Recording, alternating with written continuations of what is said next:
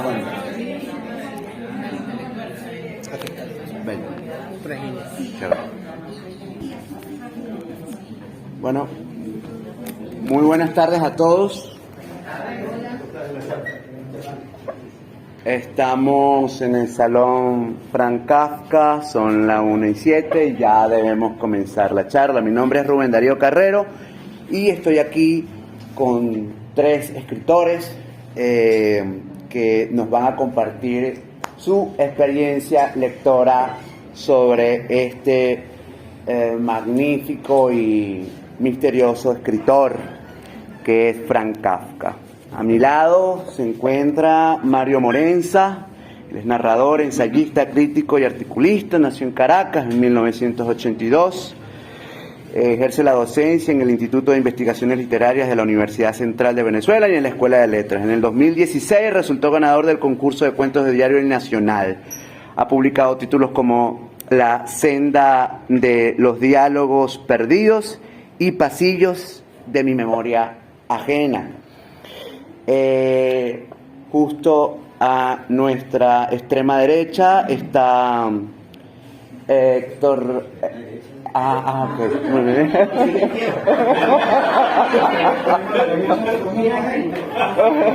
Los dos Héctor. Okay, muy bien.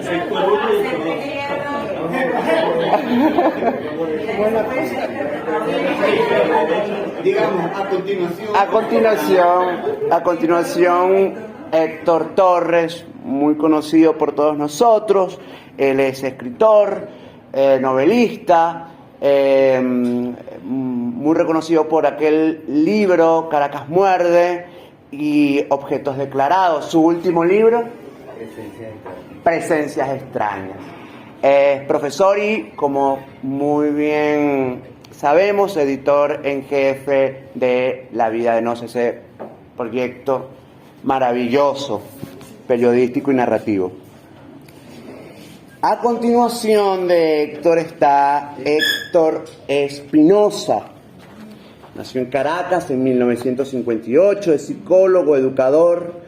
Ha publicado el conjunto de relatos Libro en Rojo, que obtuvo una mención honorífica de la Bienal Latinoamericana José Rafael Pocaterra, y los poemarios Límites, ganador del Certamen Mayor de Letras y Artes 2005.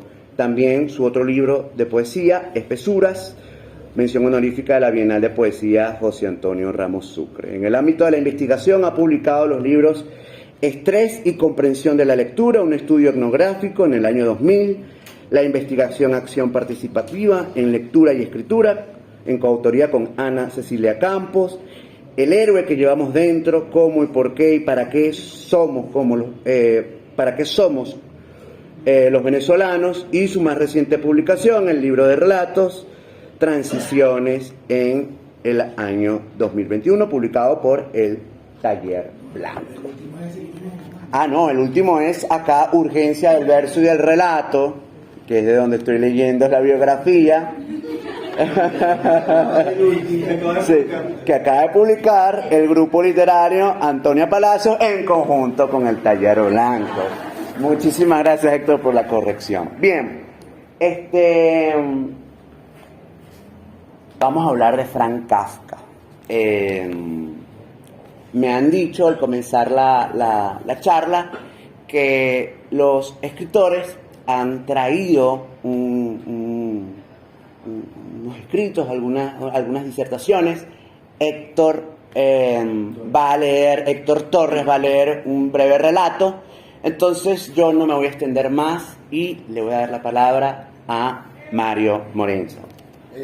Sí, esto también se alineara con un homenaje kafkiano, probablemente este homenaje a Kafka duraría hasta el sábado siguiente, pero entonces vamos a ser anti-kafkiano para que el tributo a Franz Kafka sea coherente y por supuesto no nos aglutine y no nos embulla en ese laberinto que suelen en ocasiones perderse, extraviarse los personajes de Franz Kafka.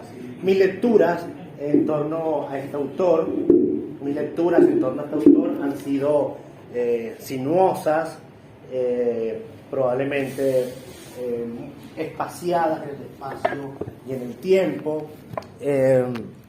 Y llegué a él justo en mi adolescencia por un relato de el gran Otrova Gómez en este maravilloso libro de relatos fantásticos, La miel del alacrán. Jaime Ballestas u Otrova Gómez es también editor, Spaghetti Western, de un libro de Armando José Sequera. En sus juventudes fueron muy panas, muy amigos y tenían colaboraciones en conjunto. Y uno de los últimos relatos de este libro se llama Mi reencuentro con Kafka. Y yo quedé pues como con cada uno de estos cuentos maravillado. ¿Quién será ese Kafka? Y de pronto lo empecé a ver en películas, en la cultura pop, en franela, en citas echadas al aire por algún personaje en una película, y poco a poco fui acercándome a lo que era este autor. En Caracas existe un puente que se llama el Puente de las Fuerzas Armadas, más bien es un elevado donde se consigue libros viejos. Algunos dicen que un autor en realidad se consagra en Venezuela cuando estás allí entre los libros viejos de los buhoneros de el Puente de las Fuerzas Armadas. Allí conseguí mi primer libro de Borges, que en realidad eran las obras completas, aunque con el tiempo fueron las obras incompletas, porque creo que llega hasta El oro y los tigres. Le faltaba casi la mitad. Era un libro verdecito de MC. Sí. Donde de hecho en la portada aparece como una figura fantasmal. Si lo tienen en casa, revisen, y en la foto de Borges atrás hay como un espíritu, no sé si sería el espíritu de Shakespeare susurrándole como en uno de sus últimos relatos. Allí hay un ensayo magnífico que se llama Kafka y sus precursores, y fue más o menos después de yo haber leído La Metamorfosis, y justo hoy que retomamos Kafka en el centenario de su fallecimiento, puedo hablar de Kafka y sus sucesores, porque todos hemos sido influenciados por Kafka. Lo vemos en las películas, pero incluso es un libro clásico, abastivamente conocido, su novelística, sus relatos, como La Metamorfosis, tanto así que los conseguimos en el Puente de las Fuerzas Armadas. Y no son pocos los autores, tanto venezolanos como Jaime Ballestas o mundiales, que han recurrido a Kafka como elemento, digamos, de inspiración. Yo mismo, en todo caso, uno de mis primeros cuentos me copiaba de un relato que se llama Ante la Ley, de Franz Kafka, porque bueno, en los 2000, cuando yo iba a hacer diligencias en la universidad, siempre me topaba con las fuerzas inconcebibles y poderosas de la burocracia universitaria, que creo que es algo común para todos. Entonces mi acercamiento a Kafka ha sido más por los sucesores, los precursores de Franz Kafka, que es el tema que toca, que aborda Jorge Luis Borges en ese ensayo, es qué autores leyó Franz Kafka para inspirarse y ser Franz Kafka. Si no hubiera existido Nicolás Gogol, si no hubiera existido Marcel Chauv, probablemente Kafka, el Kafka que conocimos, no hubiera escrito otros cuentos. Lo conocemos porque tuvo unas lecturas que hicieron de Franz Kafka, y a su vez hubo unos sucesores. En ese mismo Puente de las Fuerzas Armadas, ya comenzando la universidad, encontré un libro buenísimo que se llama La Metamorfosis y otros relatos. En algún momento me conseguí con un libro que se llama La Transformación, de Kafka. Mira, debe ser la secuela. No, era el mismo libro, solo que el traductor alega, escudriña una traducción que se llama La Transformación y da, digamos, sus argumentos, ofrece sus argumentos de por qué ese libro debería llamarse La Transformación y luego La Metamorfosis. Ese libro creo que lo regalé o qué sé yo. Lo hubieras guardado. ¿Verdad? Uno muchacho siempre de pendejo. Pues sí. Y bueno, cuando leí por primera vez Kafka a los 18, me pareció una un relato, vamos a llamarlo así de ese modo, para no entrar en teorías de novela, cuento, tal y tal, me pareció un relato de terror. Caramba, un tipo que, Gregorio Samsa, que de pronto se levanta, se despierta, un café y no puedes ni pararte porque te has convertido en un espantoso insecto. Lo leí como un libro de terror a los 25, ya más grande. Ese mismo libro me pareció un relato de bullying. Mira, oye, estaba la cuestión del bullying. Y hoy, hace un par de años que lo volví a leer, a mis 40 ya, esas 3 lecturas que da la Metamorfosis han sido distintas. La última me pareció más un libro del apartheid, porque estaba estudiando historias del África, y caramba, mira, hay palabrerismo, como un Kafka profeta, que escribió también para los sucesores, siendo Kafka un autor que se nutrió por una historia de la literatura a la que accedió y forjó pues lo que él escribía. Otro de los autores que aunque no había leído todo Kafka, y aún no lo he leído, me faltan algunas cosas, sobre todo la parte epistolar, es justamente Hijos sin hijos, un libro de Enrique Vila Matas, es un compendio de cuentos. Sí, te lo venden como una novela, pero en este libro de cuentos o novela estructurada por relatos, digamos, autónomos, este autor español hace algo muy lúdico y me pareció buenísimo en el momento que lo leí, también en mis años universitarios, y plantea lo siguiente. Aquí, en este libro, hay 41 frases que yo he sacado de los diarios, de los relatos, referencias y guiños de Franz Kafka, y tú, lector, debes hallarlas.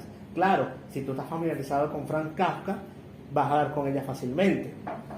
Por ejemplo, hay un cuento que comienza, tengo 11 hijos, y se refiere justamente a un relato de Kafka.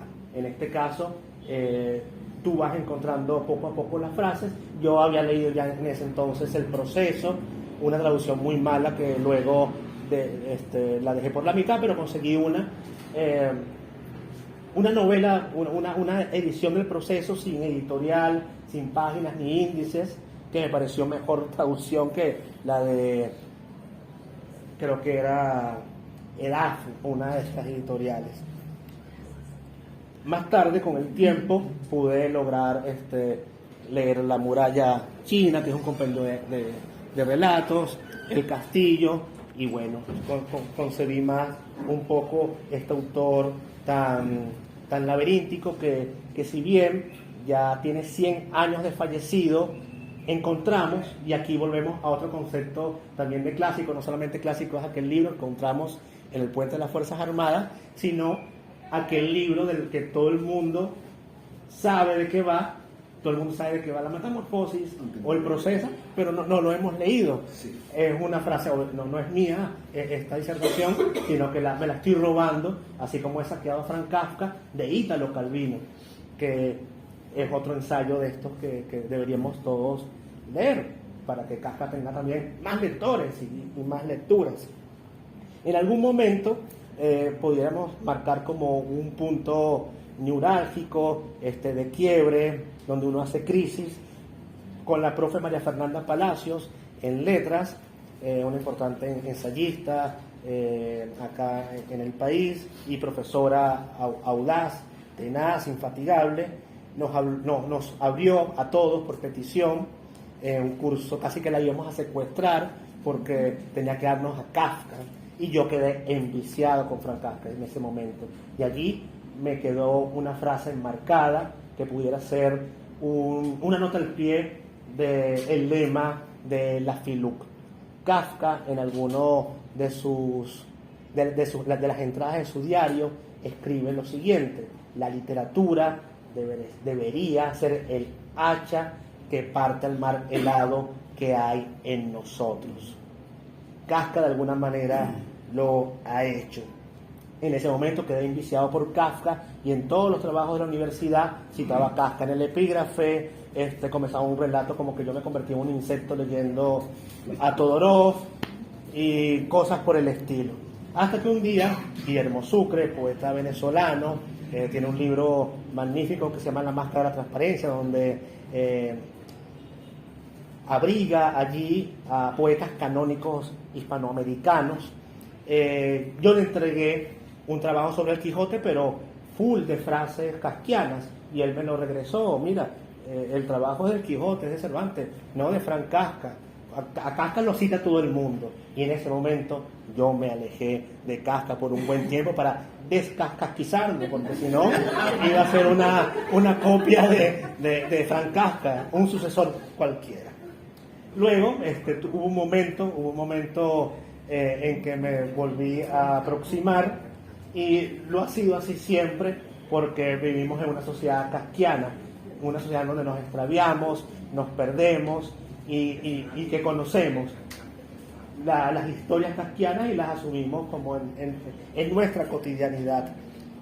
Para ir cerrando, hay un libro también de Enrique Vilamatas que se llama Para acabar con los números redondos, y Enrique Vilamatas, este autor que también escribió Hijos sin hijos, comenta: caramba, no puede ser, voy a cumplir 50 años y me choca, o sea, un número redondo, que cada vez que veo una revista se cumplen los 100 años del nacimiento de James Joyce, o de la muerte de fulano, de los 200 años del natalicio de tal otro autor, y así y asado.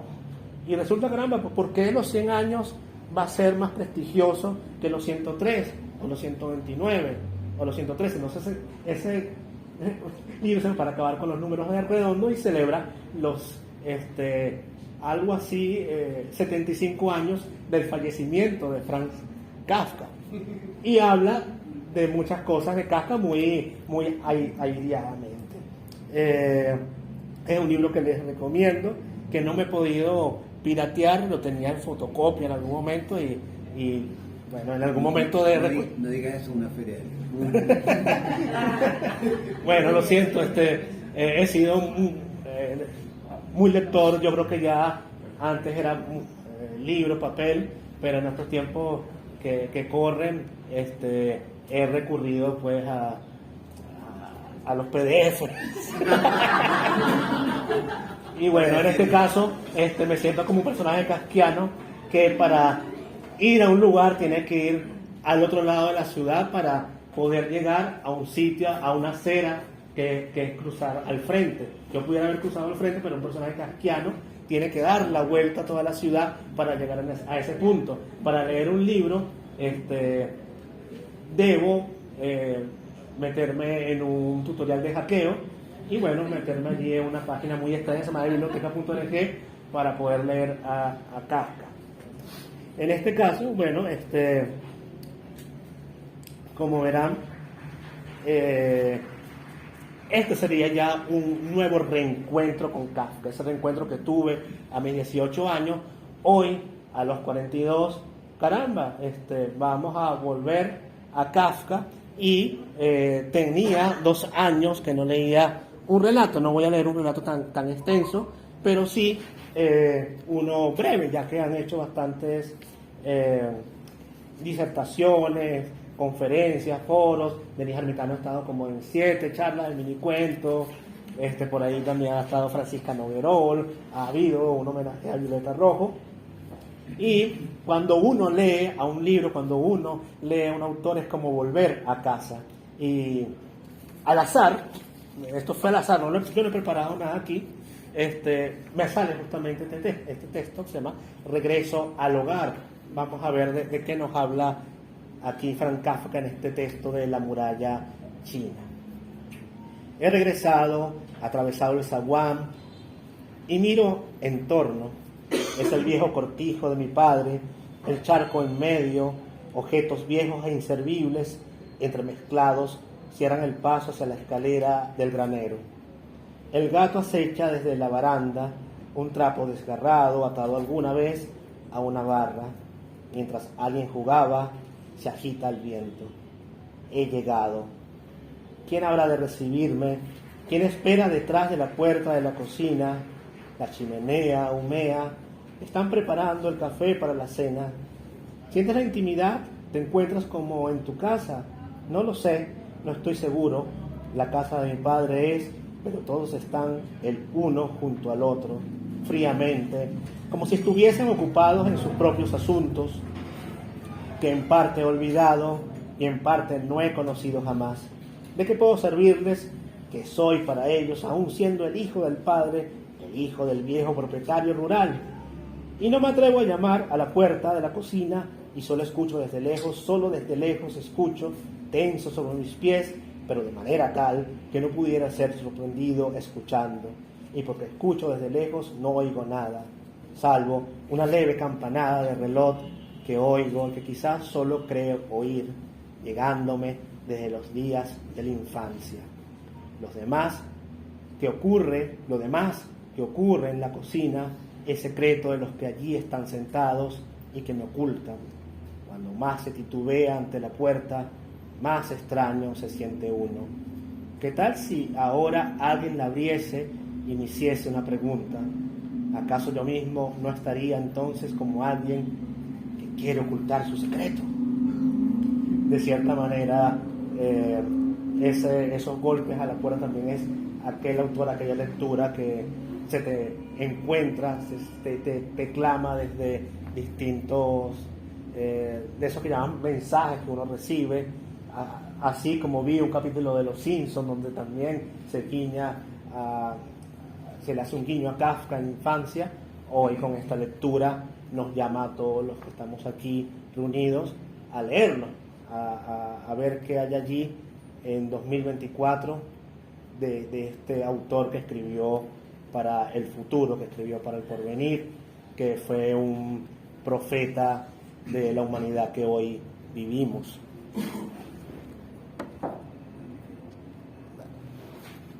Esto.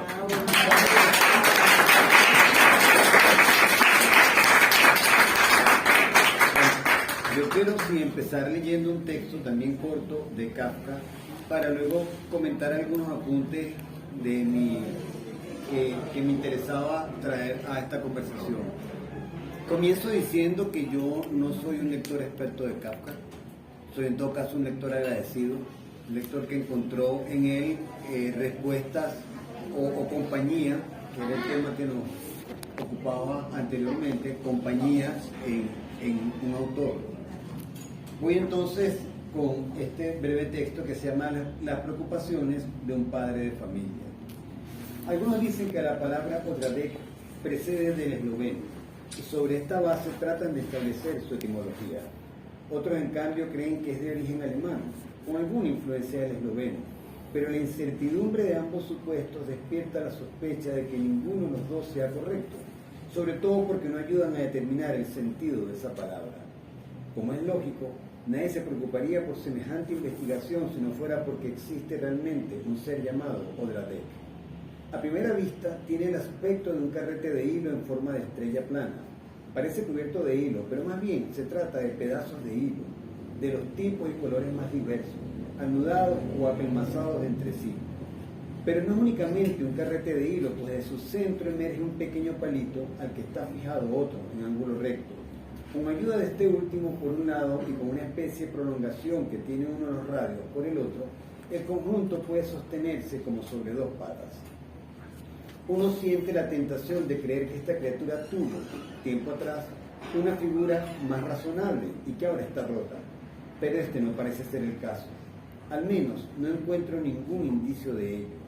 En ninguna parte se ven huellas de añadidos o de puntas de rotura que pudieran darnos una pista en ese sentido. Aunque el conjunto es absurdo, parece completo en sí, y no es posible dar más detalles porque Odradek es muy movedizo y no se deja atrapar. Habita alternativamente bajo la techumbre, en escalera, en los pasillos y en el zaguán. A veces no se deja ver durante varios meses, como si se hubiese ido a otras casas, pero siempre vuelve a la nuestra. A veces, cuando uno sale por la puerta y lo descubre arrimado a la baranda, al pie de la escalera, entran ganas de hablar con él. No se le hacen preguntas difíciles, desde luego, porque como es tan pequeño, uno lo trata como si fuera un niño. ¿Cómo te llamas?, le pregunto. Odradek, me contesta. ¿Y dónde vives? Domicilio indeterminado, dice y se ríe. Es una risa como la que se podría producir si no se tuvieran pulmones. Suena como el crujido de hojas secas y con ella suele concluir la conversación. A veces ni siquiera contesta y permanece tan callado como la camadera de la que parece hecho. En vano me pregunto qué será de él. ¿Acaso puede morir? Todo lo que muere debe haber tenido alguna razón de ser, alguna clase de actividad que lo ha desgastado. Y este no es el caso de Odradek. ¿Acaso rodará algún día por la escalera arrastrando unos hilos ante los pies de mis hijos y de los hijos de mis hijos? No parece que haga mal a nadie, pero casi me resulta dolorosa la idea de que me pueda sobrevivir. Este hermoso texto me hace pensar en Kafka. Yo creo que las lecturas es muy curioso porque la lectura habla más de uno que del libro, ¿no? O del texto. Yo creo que tú has dado 3 claves distintas para hablar de la metamorfosis y yo podría añadir una cuarta. Claro. ¿no? Y es de Infinito. Infinito. Y yo leo las preocupaciones de un cabeza de familia y leo la metamorfosis y yo leo de alguna manera y sobre todo después que leí las cartas al padre, leí algo terrible en ese niño en un hogar opresivo, en un mundo muy castrante, que se encuentra ante un universo avasallante que lo desborda y que le hace vivir en un permanente terror. Y por tanto, en ese sentido, yo creo que la metamorfosis es un texto sobre la incomunicación, que es también un texto sobre la soledad. O sea, sentirse único, sentirse distinto, sentirse alejado, un bicho raro, es un poco ese carácter melancólico que tenía el autor. Y sobre todo en un ambiente opresivo donde el padre era un árbol gigante que era imposible superar, que o sea, ahí no había manera de superar al padre.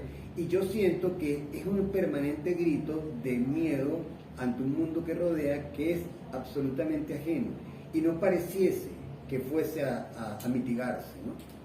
Y en ese sentido, allí yo leo la metamorfosis y allí yo leo Odradek. Es un personaje único que incluso en ese caso de esa condición única, es muy probable que atraviese las generaciones en ese estado. Es una proyección que siento en el autor. Tanto es así que, fíjate, hay otro que no voy a leer porque es un poco más largo, pero sí quiero hacer cita específica, que es una cruza, que también es precioso. Dice, tengo un animal extraño, mitad gatito, mitad cordero. Es una herencia de mi padre. Vuelve el padre, vuelve el animal extraño, vuelve el ser que se siente único. Entonces este animal es muy raro porque es mitad gato, mitad cordero, pero huye ante los gatos y quiere atacar a los corderos.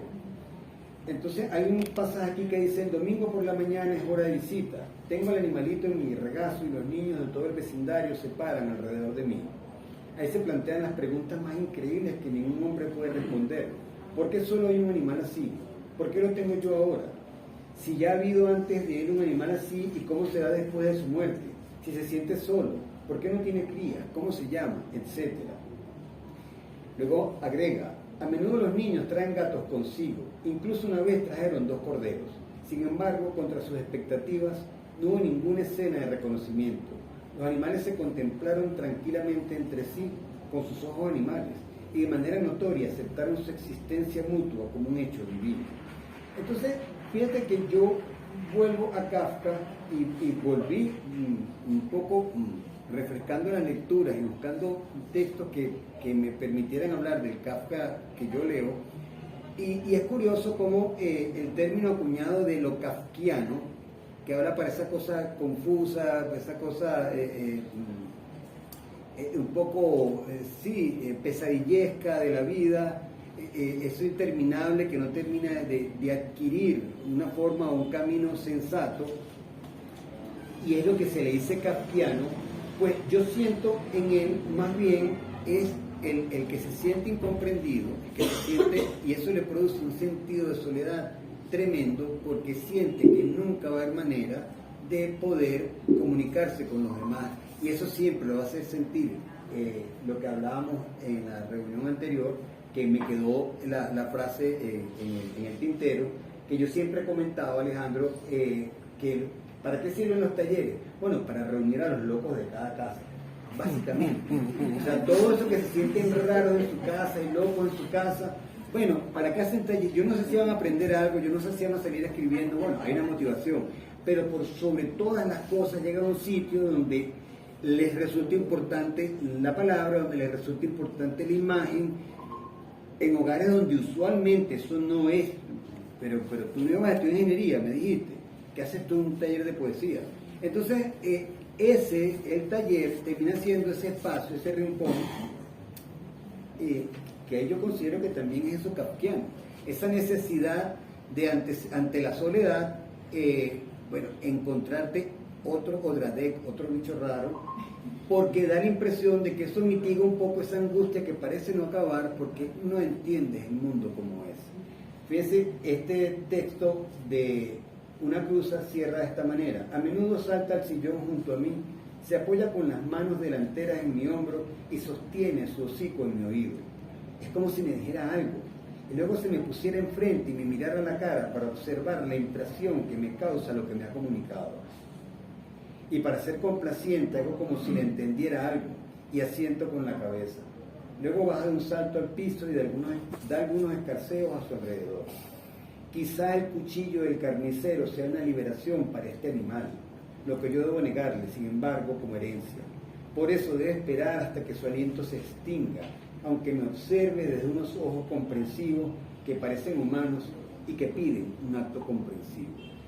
Allí yo siento unas claves preciosas en Kafka, y es combatir esa sensación terrible de incomprensión, acudiendo a ese único rincón donde, bueno, todavía es posible respirar, que es la ternura.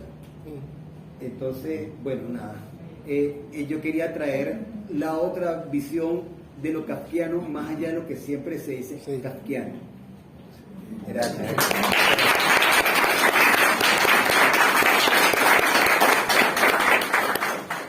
Señor, yo tengo un apoyo visual, por favor. Tú vas a leer la ponencia conmigo, pero no vas a leer, vas a leer en silencio. Cada vez que yo estoy rayado, me vas a dar ahí a la... pero no, ¿te quedas? ¿Ah? ¿Lo haces desde allí o te pones acá? No sé desde dónde. No, aquí está bien, aquí está bien. Ah, bien. Lo que pasa es que necesito el micrófono porque hablo muy bajito. Ah. Un problema que tengo. Bien, entonces, ¿se oye? Sí. Sonido, por ahí, solamente este lado. Ah, bueno. No va a haber. Sí. Siglo. En realidad una pregunta, un siglo sin cáscara, no veo. Hay que prender la luz. Era una pregunta, es un siglo sin cáscara. Nació el 3 de julio de 1883 en Praga. Legalmente era hijo del Imperio Austrohúngaro. Eso, qué bueno. Tú vas a leer ahí entonces. Un país que ya no existe, producto de arreglos y armisticios entre los diversos individuos de una sola familia, propietaria de Europa y más allá, pero FK era profundamente alemán y profundamente judío, profundamente sionista y profundamente anarquista. Es importante esas dos últimas palabras. Culturalmente alemán, culturalmente judío, políticamente sionista, políticamente anarquista. Centraré mi exposición en 3 puntos seguidos. Vamos a ver un poco a Praga. Fíjense dónde está ubicada Praga, dale otra vez. Dale. No, ahí está Praga. Fíjense que está en el centro de Europa. Realmente, ellos le dicen Europa del Este. Los franceses hablan de Europa del Este, los franceses también, pero no, realmente es el centro de Europa. Y centraré mi exposición ahora sí en 3 puntos seguidos que ya están, ¿no ven? Vinculados estrechamente con mi vivir, con mi existencia, es una lectura existencial que yo hago de Kafka. El primero, el descubrimiento de Kafka a través de otro escritor, Gabriel García Márquez. El segundo, tener a Isabel Allende como mi secretaria. y el tercero, nuestro país, más kafkiano que nunca. Cuenta Gabriel García Márquez en El olor de la guayaba, una larga entrevista concedida a su amigo para entonces Plinio Apulillo Mendoza, publicada en 1982, que en su pensión para estudiantes en Bogotá leyó la primera línea de la transformación, mucho más conocida como la metamorfosis, y casi cae de la cama al descubrir que la literatura puede nutrir incansablemente la imaginación, que es una forma de decir magia. Era una cosa similar a lo que su abuela materna, Tranquilina Ingorán, le contaba en el laberinto de su niñez, en la casona familiar habitada por seres fantasmales y humanos de carne y hueso, quienes convivían sin hacerse daño ni estorbarse demasiado. Su abuelo llegó a Aracataca para prevenir un altercado con la justicia, puesto que había sido exitoso en un duelo a muerte y por honor. Debo decir que llegué al Gabo por mi padre, adicto incurable a la lectura, quien con su ejemplo diario me invitó en silencio a sumergirme a mis 13 años en el autor colombiano. Adelante. Ayer estuve dedicando unos poemas, pero como no estaban, no los leí. O hablaba de resurrección. No vieron nada, no leí los poemas. Pero siéntate aquí, chicos. Vente por acá. Yo estoy de pie. Permiso. Gracias. Eres Armando Jiménez. Gracias. Mi gran admirado escritor. Igualmente. Gracias. ¿A dónde quedé? En Aracataca, me suena. Debo decir que llegué al Gabo por mi padre, adicto incurable a la lectura, quien con su ejemplo diario me invitó en silencio a sumergirme a mis 13 años en el autor colombiano. 2 años antes, cuando él había leído 100 años de soledad, había dicho, aquí hay un Nobel. Su vaticinio se cumplió una década después de engullirme en una noche la hojarasca, en el chinchorro de una casona lúgubre en Puerto Píritu del Suátegui, donde habitábamos. ¿Está Puerto Píritu? Que no lo conozcan, igualito. Desde entonces seguí leyendo al Gabo hasta después de su muerte, como obviamente hice con Franca, con la misma voracidad de principiante que hasta ahora me consume. Gracias a esta inclemencia anímica, despaché en 2 tardes del presente año una novela que estaba destinada al fuego. Según instrucciones del autor, en agosto nos vemos. Uno de los mejores chismes de fuego de los que me he enterado jamás, relatado como un largo poema en prosa. Con fortuna para nosotros los cristianos, el libro no fue destruido gracias a sus hijos, exentos de la depresión extraviada de su padre senil. Los escritos que no se salvaron fueron los del coronel Aureliano Buendía, en 100 años de soledad, quien le pidió a la señora de servicio Santa Sofía de la Piedad, en realidad su sobrina política, que le hiciera el favor de cocinar a la brasa su volumen de versos. Ante su tajante negativa, el viejo insistió. Son cosas que uno escribe para uno mismo. Entonces, quémelo usted mismo, coronel. Sobre la destrucción de libros puede escribirse una biblioteca. Baste pensar en la de Alejandría, que al parecer fue calcinada 2 veces con idéntico tipo de fanáticos. Así que mencionaré unos pocos autores cuyos albaceas, editores u herederos desobedecieron, además del mismo García Márquez y Kafka. Quizá uno de los más notables fue Latino Virgilio, quien en su momento quiso deshacerse de la Eneida. Uno muy cercano a nosotros fue Rómulo Gallegos, más estaba como enloquecido Gallegos por el viaje y fue impedido de hacerlo, de tirar por la borda a doña Bárbara, porque doña Teoquiste se le enfrentó. Yo me imagino, por ejemplo, un matrimonio de escritores, no voy a decir quién, aunque están presentes, y uno al otro algo que no debe con su obra. Entonces, me imagino que fue algo así. muy fuerte. Por supuesto, en cuanto a Kafka, es proverbial la desobediencia de Max Brod, obviamente, quien resucitó en serie. Hay asesinos en serie, pero ahí también hay resucitadores en serie, como Arnaldo, que ven. Max Brod resucitó en serie la obra de Kafka. Entre ellas el proceso. ¿No lo trajiste? No, se me perdí. Pero bueno, ustedes la leen, Desapareció. por favor. Tarea para esta noche. Por favor, lleguen a casa, lean el proceso. ¿Ah? Está PDF, cuyo contenido de juicios sumarios y delitos rocambolescos o inexistentes han poblado la historia mundial, especialmente los 2 últimos siglos. El joven Joseph K. no sabe de qué se le acusa, por lo que no puede defenderse ni nombrar un abogado, hasta que consigue uno, discapacitado en todo sentido.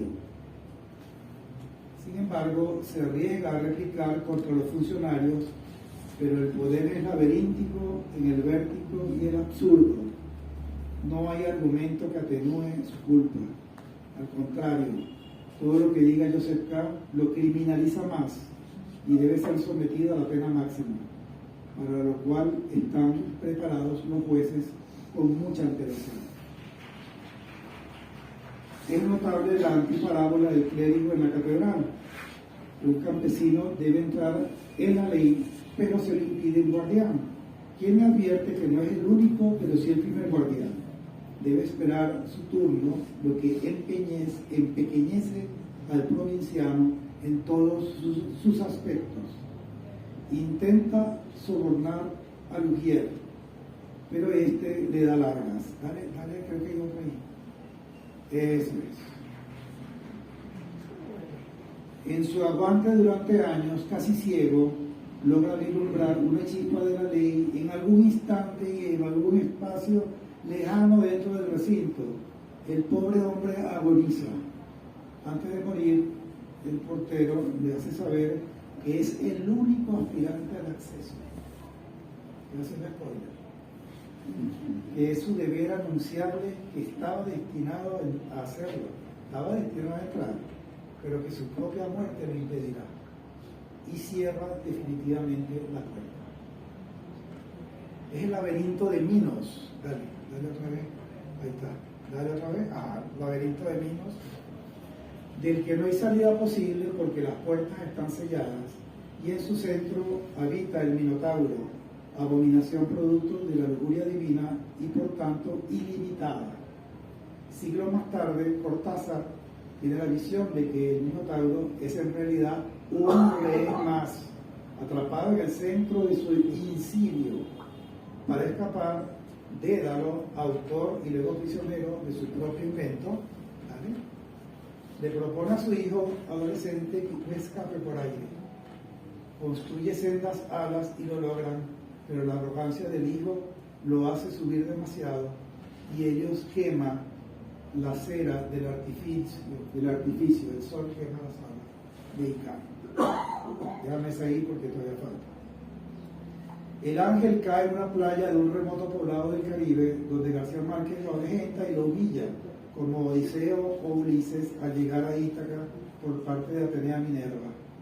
Un señor muy viejo con unas alas enormes, encalla y parece agonizar, pero con los años se hace muy amigo del niño de la casa, rehabilitada con los ingresos que da el espectáculo de ver caído al ángel en su depresión junto a las gallinas, desprestigiado ante la presencia de su antagonista Aracné.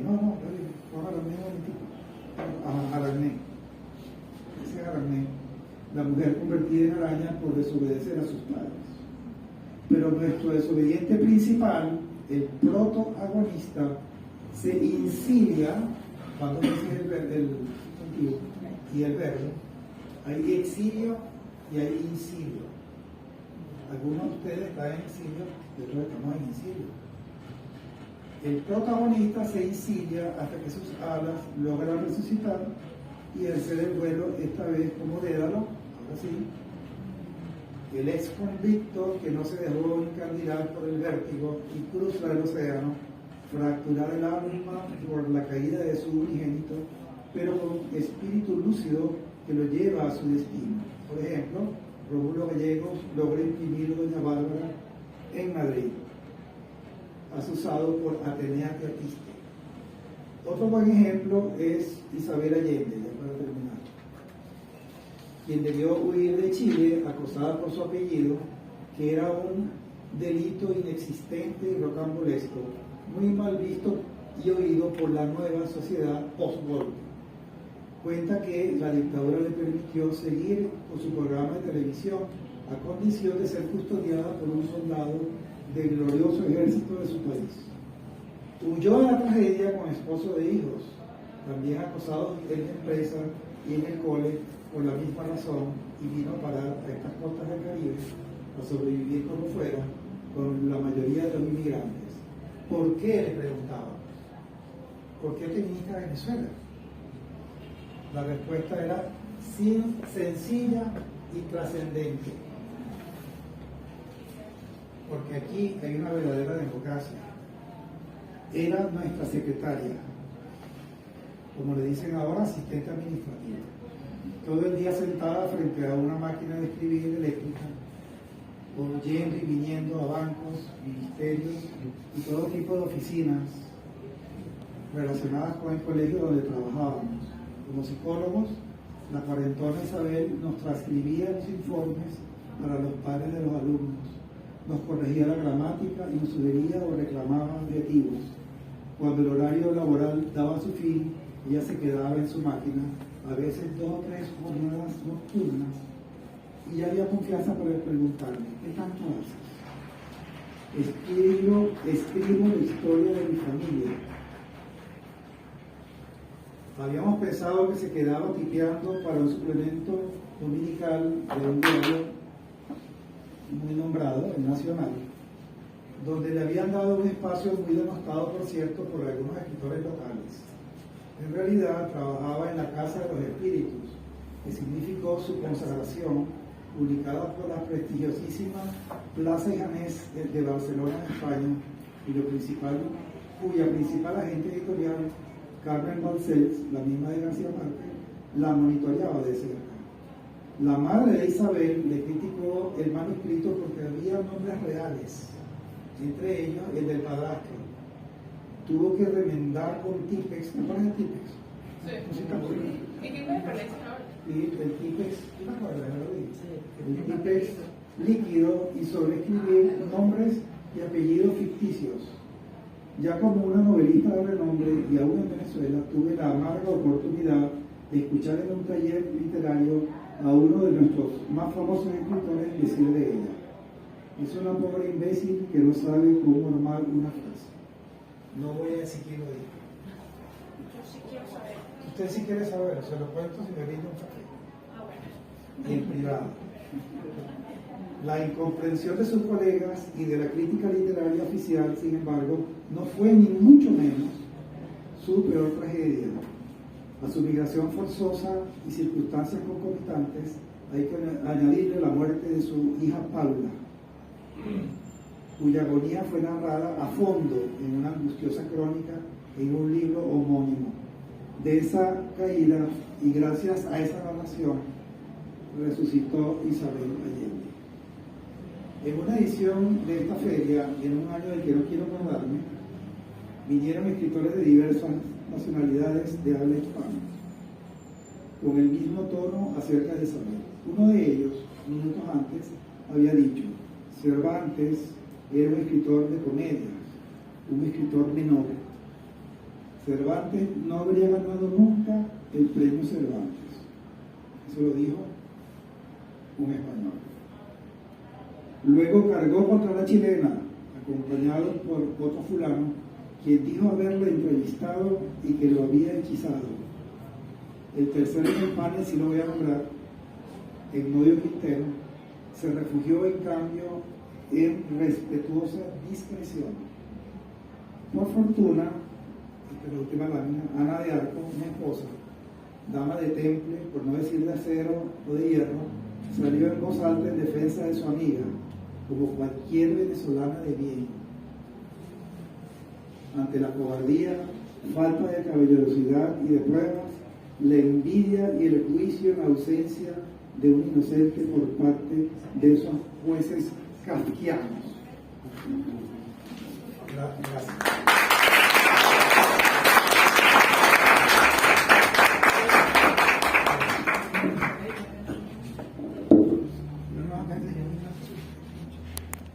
Bueno, muchísimas gracias. Nuevamente, 3 lecturas de Kafka, 3 lecturas de los kafkianos. El profesor universitario, el joven profesor universitario, que nos ha relatado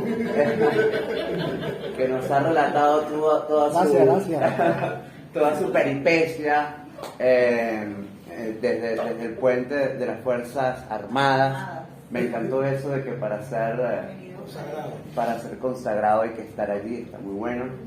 Y luego Héctor Torres, que nos hace una lectura alternativa. Nunca se me habría ocurrido pensar que Kafka está cercano a la ternura, ¿no?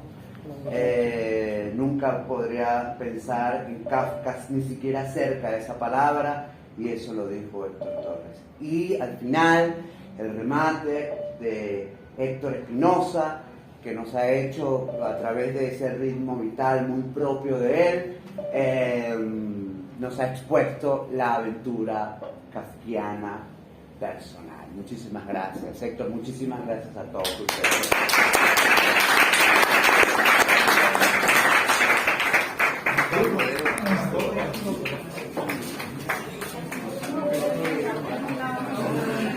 Yo me quedo en la charla de aquí, en la de Miguel Gómez. Mira, bueno, en algún momento nos tomamos unas birras ahorita. Sí, ahorita entro a Derechos Humanos. ¿Cuál será esa? No, yo estaré por acá rondando. Dale. Sí, va, buenísimo. Dale, gracias.